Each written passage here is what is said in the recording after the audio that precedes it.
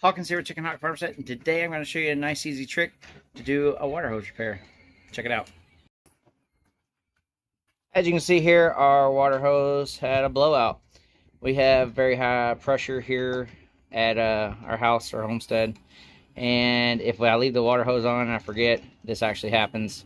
It's the second or third time it's happened, so that does suck.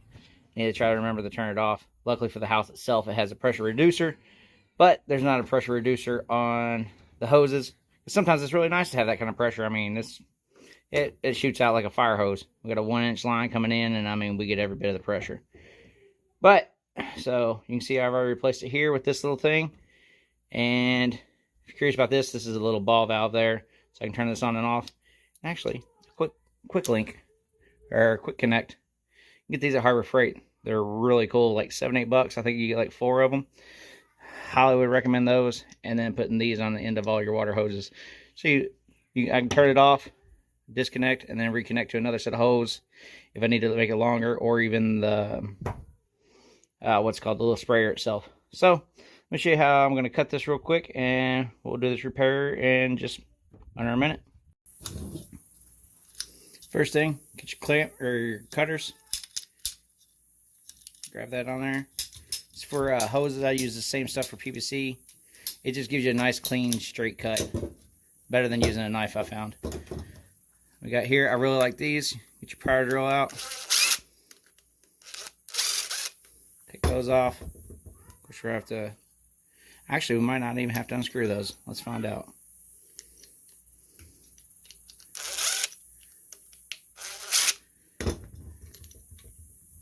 So let's take that off.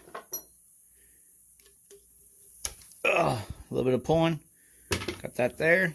And I like putting my hose in a vise, which is good and bad. You know, you don't crimp it down too hard.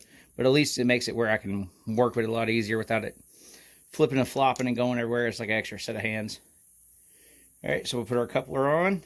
This is just going to lock the hose down onto that little, whatever it's called. This stuff here, I forget what it's called, even though I should know because I just bought some yesterday. But put that in, put our screws back in, and we'll tighten this thing down.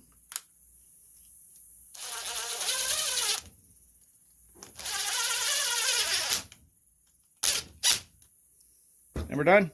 That's all there is to it. There we go. Got it back in working order. And luckily this time it only blew off, you know, a little bit. So I only lost, what is that, 8 inches or so. So not too bad. Definitely would suggest having extras of these on hand always, because you never know when you're going to need them, and they're so useful. They have those same little parts there. They have metal ones, and then they have plastic ones. The metal ones aren't that much more. I'll put a link below to the Amazon where I bought those. I think it was a 4-pack, a couple bucks a piece. But, you know, they're extremely reusable. They're very durable. Usually the hose goes out. And even when you get to the point where the hose is no good anymore, you got to throw it away, take all those off and you got them to use again. I've been using the same ones for a while. Also, beware of the ones that use, what's it called? The little metal ring that kind of tightens up as you tighten it up. For some reason, I'm forgetting the name of it, but like a regular pipe clamp or whatever. Watch out for those, because especially if you use those at the end of your hose, they're really bad to get cut and scratched and all that kind of stuff on. So just spring for the extra buck. I think it is a piece. Get those, you'll be much more happier. That's it for now. Have a good one.